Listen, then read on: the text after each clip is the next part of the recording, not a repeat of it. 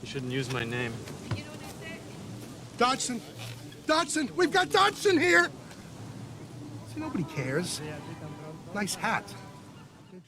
Hello and welcome back to Fact Me Up channel. Get ready to journey back in time as we delve into 12 fascinating facts about the legendary Jurassic Park. From behind-the-scenes secrets to mind-boggling dinosaur tidbits, buckle up for a prehistoric adventure like no other.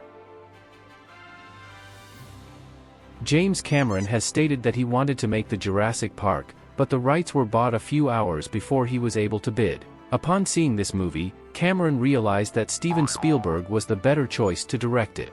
Cameron stated that his version would have been much more violent. Imagine aliens with dinosaurs. He added that it wouldn't have been fair to children, who relate to dinosaurs. Interestingly, the visual effects of Jurassic Park were directly influenced by Cameron's Terminator 2, Judgment Day.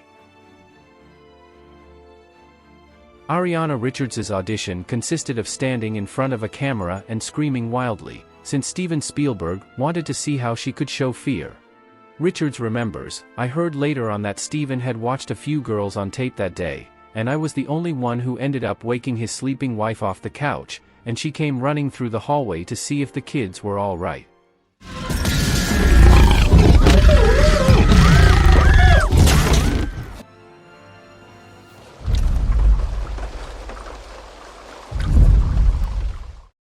The most difficult effect to pull off in the movie was the vibrating rings of water.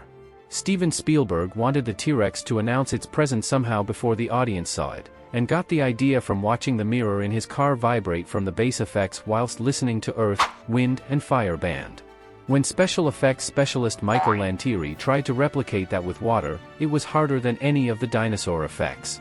Nobody knew how to do it, but told Spielberg they could. The night before the shoot, Lantieri put a glass of water on a guitar, and when he plucked the strings, the water started to vibrate.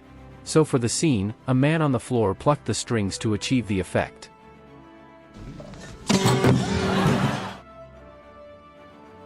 The T-Rex occasionally malfunctioned due to the rain during the filming. Producer Kathleen Kennedy recalls, "The T-Rex went into the heebie-jeebies sometimes, and scared the crap out of us. We'd be eating lunch, and all of a sudden a T-Rex would come alive.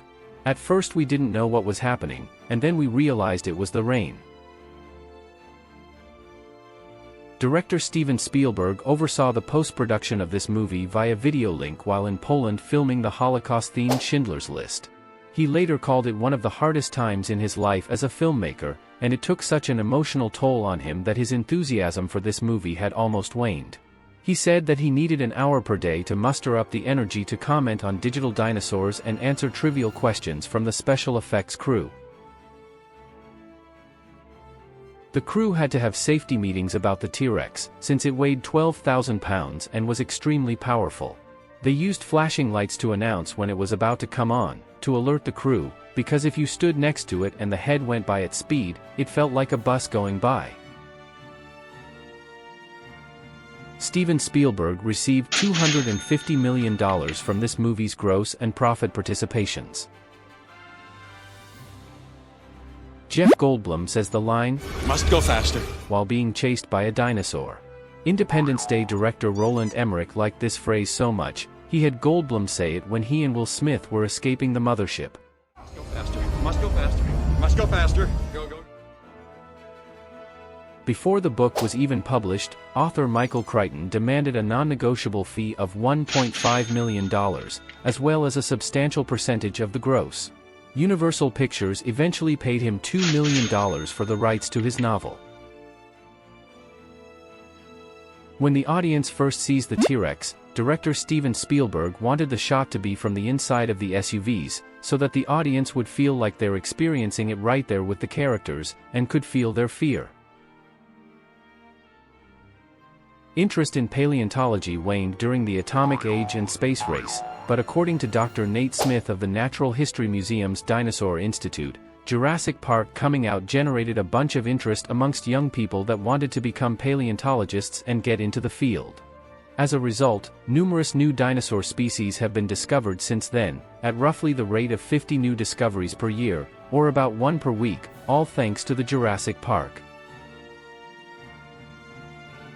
Steven Spielberg was in the very early stages of pre-production for the movie ER, based on a Michael Crichton novel, when he heard about the Jurassic Park book. He subsequently dumped what he was doing to make this movie.